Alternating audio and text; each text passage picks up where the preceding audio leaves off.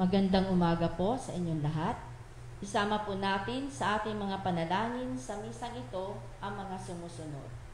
Thanksgiving and special intentions of Cancer Warriors Foundation, Sylvia Maralit, Gutierrez and Parilla family, Rolly and Celi Arcibal and family, Villa and San Pedro family, Vicky Dagami and family, Vicky Ilagan and family, Cora Swagel and family, Penny Biscocho, Manguera family, Mangaliman and Yasos family, Bilarnino family, Rodel and Manny Medinilla and family, Velasco and Vargas family, Gilbert and Peng Malelang and family, Gina Ruel and Gay Malelang Ribadeniera and family, Engineer and Mrs. Aben and Ningning Tan and family, Congressman Lord Alan Velasco, and for the safety of the doctors, nurse, hospital staffs,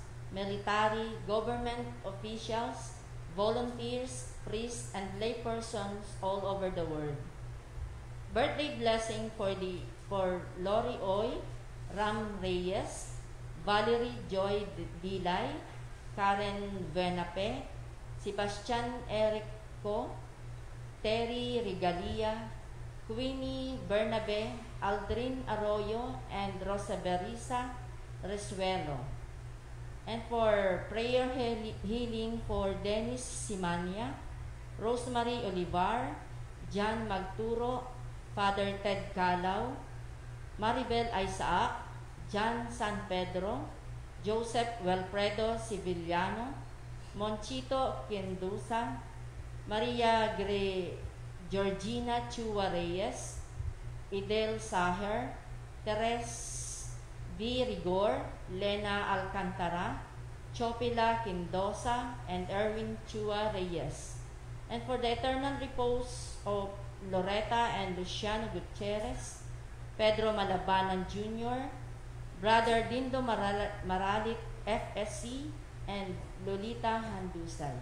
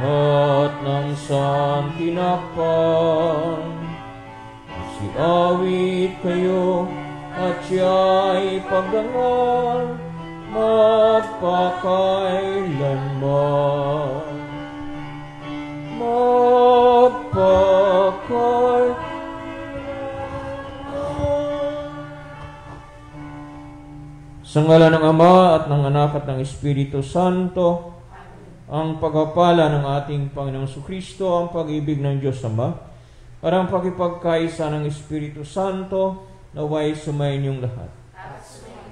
Mga kapatid, aminin natin ang ating mga kasalanan upang tayo maging marapat gumanap sa banal na pagdiriwang.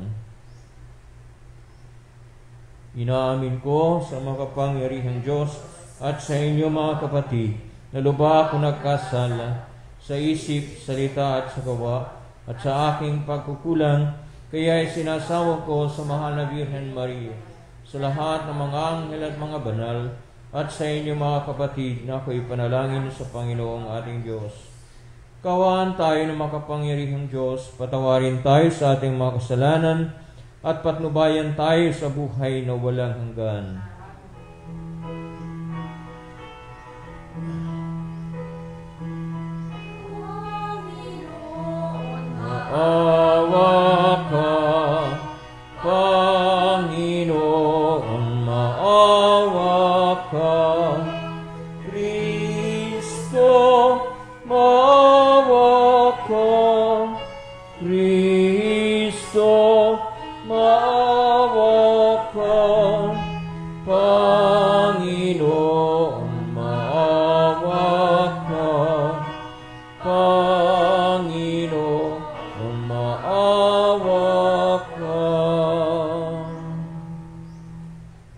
Manalangin tayo.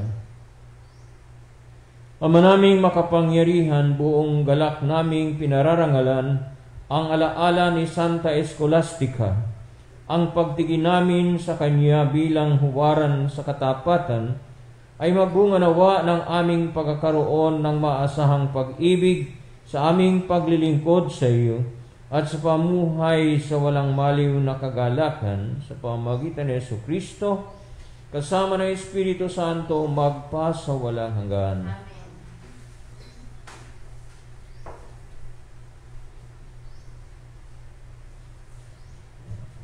Pagbasa mula sa aklat ng Henesis.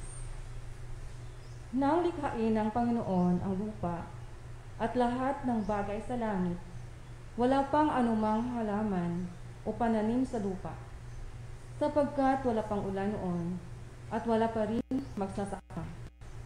Ngunit mayroong buka ng tubig na dumidilig sa lupa.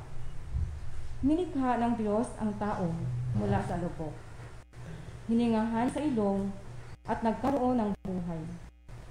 Naglagay ang Panginoon ng isang halamanan sa Eden, sa dakong silangan, at doon dinala ang taong kanyang nilang. Pinasibon niya roon ang lahat ng uri ng kahoy na nakalulugod sa pananim at masasarap ang bunga. Sa gitna ng halamanan, naroon ang punong nagbibigay buhay at ang punong nagbibigay na ang kaalaman tungkol sa mabuti at masama. Inilagay ng Panginoon ang tao sa halamanan ng Eden upang ito'y pangalahanan, pangalagaan, at pagyamanin. Sinabi niya sa tao, "Makakain mo ang alimang bungang kahoy sa halamanan, maliban sa bunga ng punong kahoy na nagbibigay na ang kaalaman tungkol sa mabuti at masama. Huwag na huwag mong kakanin ang bungang iyon. Mamamatay ka kapag kumain ka niyon." Ang salita ng Diyos. Panginoon, papurihan abakong sariling buhay. Pinupuri ka, buong Diyos, nitong aking kaluluwa. O Panginoong aking Diyos, kay dakila mong talaga. Ang taglay mong kasuotay, dakila rit marangal pa. Nababatbat ka, buong Diyos, na liwanag na maranda.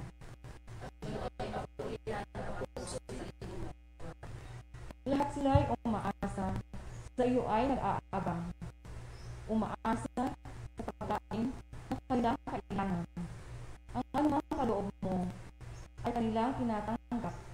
Mayroon silang kasiyahan pagkabukas ang iyong palad.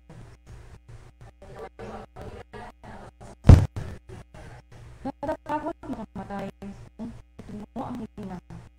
Mauwi sa labok pagkatuon mula sila. Tagay mo ang kataniang buhay nila ay balik. Bagong buhay ay bulot mo sa nilikha sa daigdig.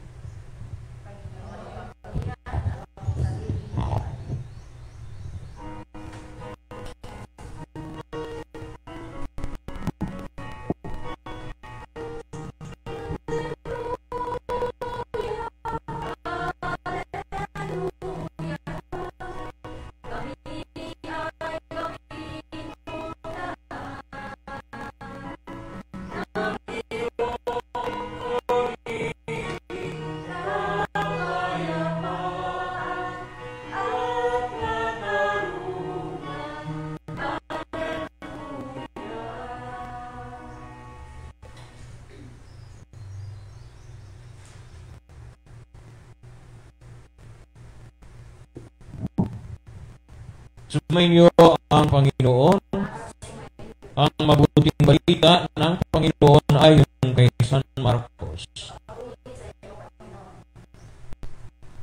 Noong panahong iyon, muling pinalapit ni Jesus ang mga tao at sinabi sa kanila, "Makinig kayong lahat at unawain ang aking sasabihin. Hindi ang pumapasok sa bibig ng tao ang nakapagpaparumi sa kanya sa mata ng Diyos, kundi ang nagmumula sa kanya. Ang may pandinig ay makinig. Iniwan ni Jesus ang mga tao at nang makapasok na sa bahay, siya ay tinanong ng kanyang mga alagad tungkol sa talinhaga. Kayo man ba'y wala ring pangunawa? Tugon ni Jesus, hindi ba niyo alam na hindi nakapagpaparumi sa tao ang mga kinakain niya? Sapagkat hindi naman pumapasok iyon sa kanyang puso, kundi sa tiyan, at pagkatapos ay idinudumi. Sa pagsabi nito ay para nang ipinahayag ni Jesus na maaring kainin ang lahat ng pagkain. Nagpatuloy siya sa pagsasalita.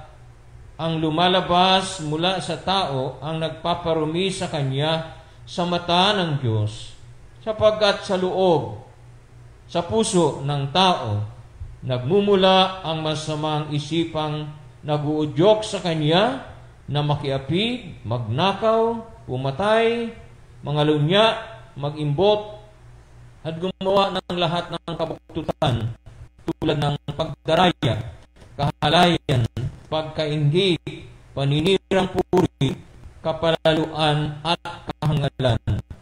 Ang lahat ng ito ay nanggagaling sa puso ng tao at siyang nagpaparumi sa kanya. Ang mabuting balita ng Panginoon.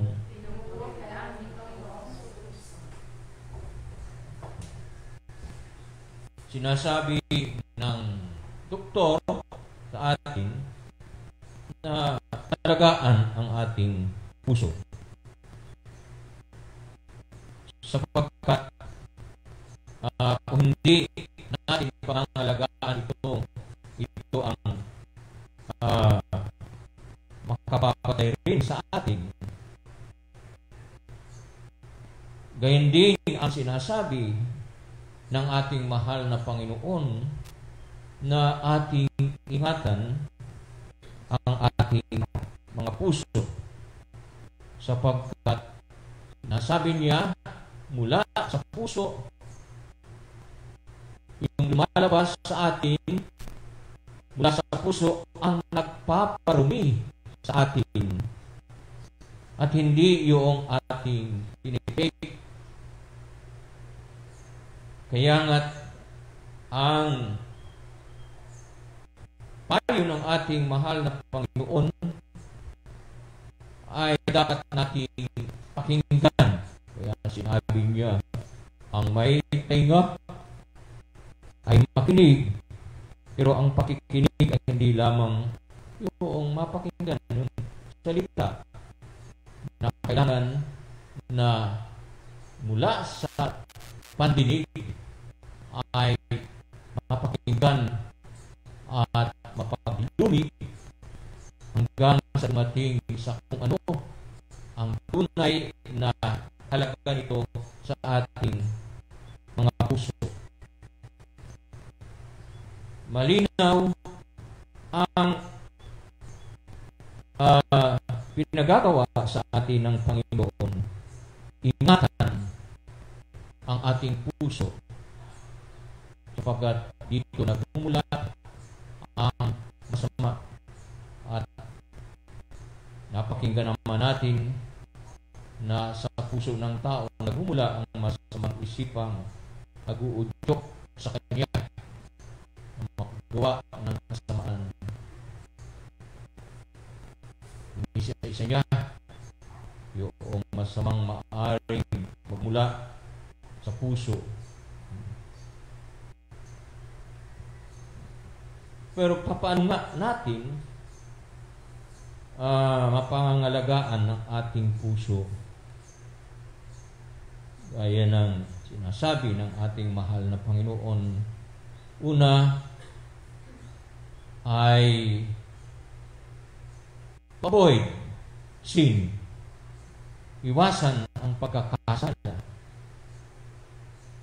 Pero paano natin iiwasan ang pagkakasala o paano tayo gagawa ng paraan para hindi tayo magkasala.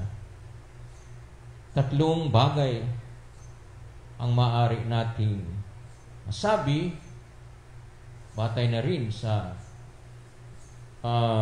udyok sa atin ng salita ng Diyos at sa halimbawa ng ating Panginoong Kristo. Una ay avoid the occasion of sin. Iwasan ang mga okasyon o nagbibigay sa atin ng okasyon para tayo ay magkasala. Para tayo magkasala. Ibig sabihin, iiwasan, lalayuan natin yung mga bagay na magdudulot sa atin na makagawa ng bagay na hindi naayon sa kalooban ng Diyos, kalooban ng ating Panginoon Kristo.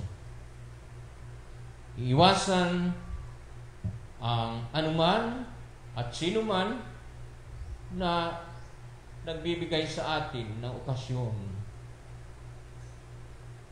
para tayo ay magkasala. Ito man ay lugar, gawain, tao, ay avoid. At ang ikalawa ay avoid temptation. Iwasan, labanan ang tukso. Nagkasala si Eva at si Adan dahil hindi nila na paglabanan ang tukso na kumain noong ipinagbabawal na bunga na ating napakinggan sa ating sa ating pagbasa. Maraming at laganap ang tukso nasa paligid lamang natin, maaring nasa sa atin na rin. Noong kami ay seminarista pa, laging o hindi nawawala sa platika, pag sinabi platika ay konferensya ng mahal na obispo, Bishop Obiar. Ang tukso ay nandyan lamang sa ilalim ng inyong uniforme at nasa ilalim ng inyong sutana. Ibig sabihin, nasa atin. Maaring magmula ang tukso. Nasa sa atin. Maaring nasa labas. Maaring nasa paligid lamang natin. Kaya nga, ang ikalawa nga ay kailangan mapaglabanan, maiwasan natin ang mga tuksong ito. At ang ikatatlo ay walang iba kundi hindi lamang nga tayo iiwas sa okasyon ng pagkakasala at paglabanan ang tentasyon o pagsubok o pagtukso, kundi dapat din tayong isubmit natin ang ating kalooban, isubmit natin, suko natin ang ating puso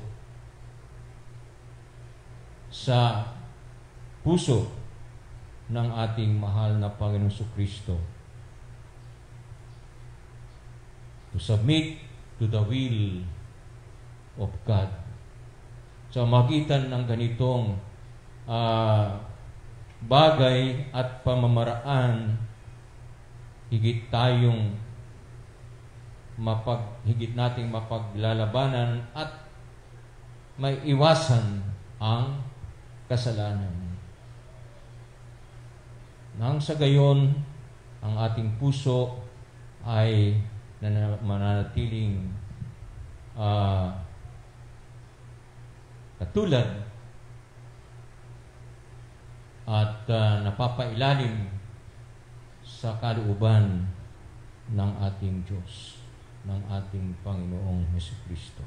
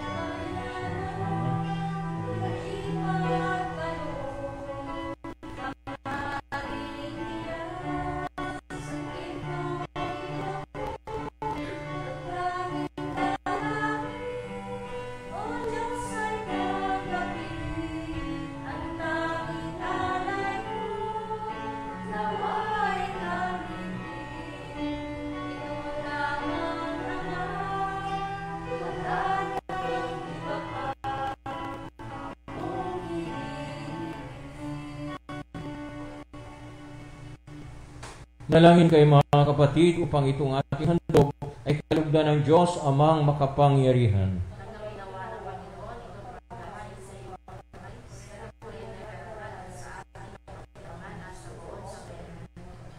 Ama namin lumikha, sa pagpapahayag namin sa iyong kadakilaan, ngayong ginugunita namin ang dalagang si Santa Scholastica, ang kalugod-lugod niyang kagitingan sa pamumuhay, ay magpagintapat na wang kalugdan mo ang aming mga alay sa pamamagitan ng Jesucristo, kasama ng Espiritu Santo magpa sa walang hanggan. Sumayin niyo ang Panginoon, itaas sa Diyos ang iyong puso at diwa. Pasalamatan natin ang Panginoong ating Diyos. Ama naming makapangyarihan, tunay ng marapat na ikaw ay aming pasalamatan. Ngayon, pinagagalak namin may mga banal na tao na nagtalaga ng sarili sa anak mong sa Jesucristo upang pamalas nila ang pagkahari mo at maakit ang kapwa na manalig sa iyo. Ngayon, sa amin ibigay ng iyong anak na minamahal ang kapanalang iyong taglay at hangat mong kamti ng tanan. Dito ang pinanggagalingan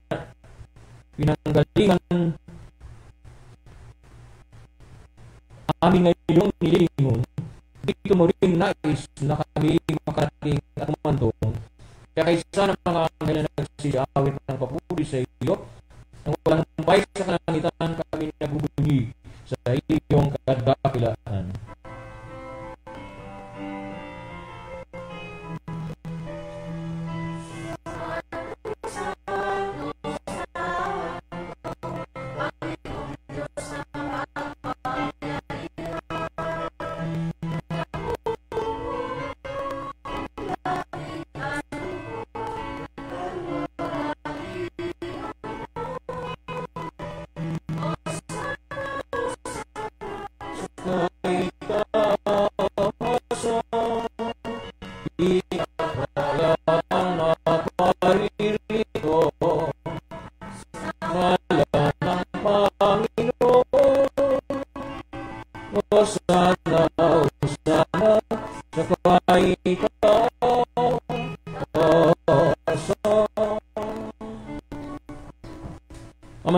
Banali ko ang bukal ng tanang kabanalan, kaya sa pamamagitan ng Espiritu, kaya itong banal ang mga kaloob na ito, upang para sa amin ay maging katawan na dugo ng aming Panginoong Jesucristo. Bago niya pinakisang pusang loob na maging handog, nawa kaniyang tinapay, pinasalamatan kaniya, pinaghati-hati na iyon, itiyaw sa kanya kanyang mga lagad at sinabi, tanggapin ninyong lahat ito at kanin. Ito ang aking katawan na ihahandog para sa inyo.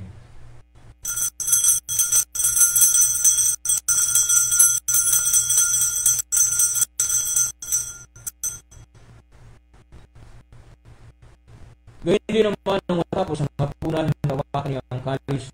Muli kanyang pinasalamatan. Inabot niya ang kalis sa kanyang mga lagad at sinabi, tanggapin ninyong lahat ito at inumin. Ito ang kalis ng aking dugo, ng bago at walang hanggang tipan. Ang aking dugo na ibubuhos para sa inyo at para sa lahat sa ikapagpapatawad ng mga kasalanan. Gawin niyo ito sa pag-alaala sa akin.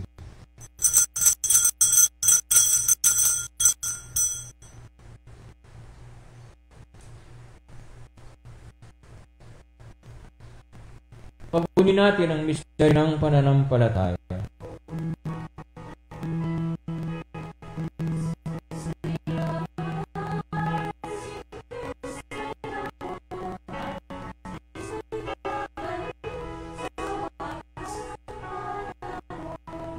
Ang mga ginagawa namin ngayon ang pag-alaala sa pagkamatay at muling pagkabuhay ng iyong anak, kaya't inialay namin sa iyo ang tinapay na nagbibigay buhay, ang kalis na nakakaloob ng kaligtasan. Kami nagpapasalamat dahil kami minarapat na tumayo sa harap mo para maglingkod sa iyo. Isinasamo namin kaming magsasalo-salo sa katawan at dugo ni Kristo ay mabuklod sa pagkakaisa sa pamamagitan ng Espiritu Santo. Amahin mo ang iyong simbahang laganap sa buong daigdig. Puspusin mo kami sa pag-ibig kaisa ni Francisco na aming Santo Papa, ni Marcelino Antonio na aming obispo at ng Tanang Kaparian. Alalahanin mo rin mga kapatid naming nahimlay, may pag-asang sila'y muling mabubuhay, gayon din ang lahat ng mga pumanaw. Kaawaan mo sila at patuloyin sa iyong kaliwanagan, kaawaan at pagindapatin kaming lahat na makasalo sa iyong buhay na walang wakas, kaisa ng mahal na Birhen Maria, na ina ng Diyos, kaisa ng mga apostol, ni San Jose na kanyang banal na esposo, kaisa ng mga apostol at ng lahat ng mga banal na namuhay dito sa daigdig ng kalugod-lugod sa iyo. May pagdiwang nawa namin ang pagpupuri sa ikararangal mo sa pamagitan ng iyong anak na aming Panginoong Hesukristo. Sa pamagitan niya, kasama niya at sa kanya, lahat ng parangal at papuri ay sa Diyos ang mga makapangyarihan, kasama ng Espiritu Santo, magpasawalang hanggan. Sa tagubili na nakagagaling na utos at turo na Jesus na Panginoon natin at Diyos, ipahayag natin ng lakas loob.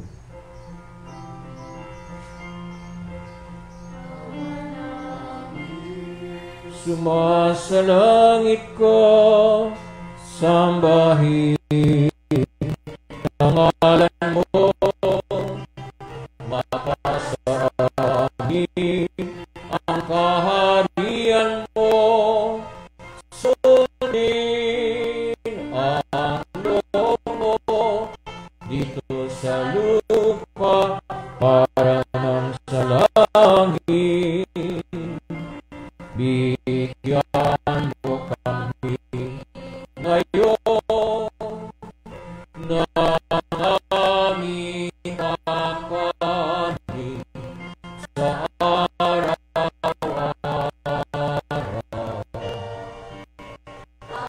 Patawarin mo kami sa aming mga sala, para pagpapatawad namin sa nakakasala sa amin, at huwag mo kami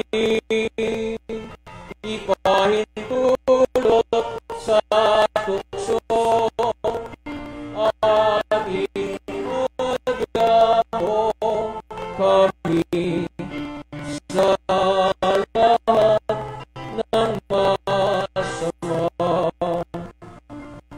Hinihiling namin kamedya sa lahat ng masama, pagkalooban ng kapayapaan araw-araw, iligtas sa kasalanan at ilayo sa lahat ng kapahamakan, samantalang pinanabikan ng dakilang araw ng pagpapahayag ng tagapagligtas naming si Yesu Kristo.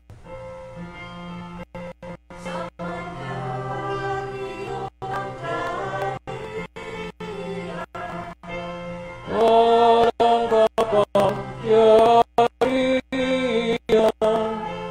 at ang kapurihan magpakailanman. Amen.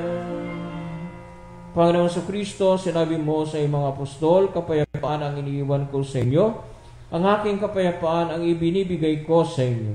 Tunghayin mo ang aming pananampalataya at huwag ang aming mga pagkakasala. Pagkalooban mo kami ng kapayapaan at pagkakaisa ayon sa iyong kalooban, kasama ng Espiritu Santo magpasamalang hanggan. Ang kapayapaan ng Panginoon ay laging sumainyo. Bigayan tayo maghangad ng kapayapaan sa isa't isa.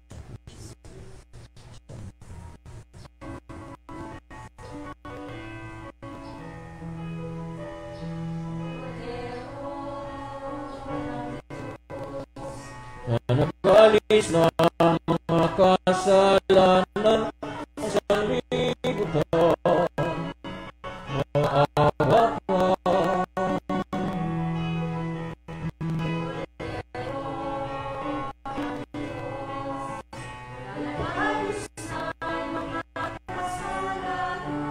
Sa libutan,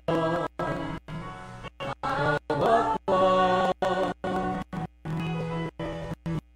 Meron ng Diyos na nagalis na mga kasalanan. Ipagkaloob mo sa amin ang kapayapaan.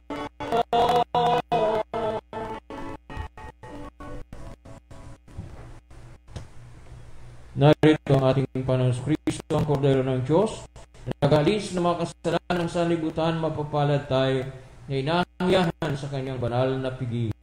Panginoon, di karapat dapat magpatuloy sa iyo, kundi sa isang salita mo lamang ay gagawin.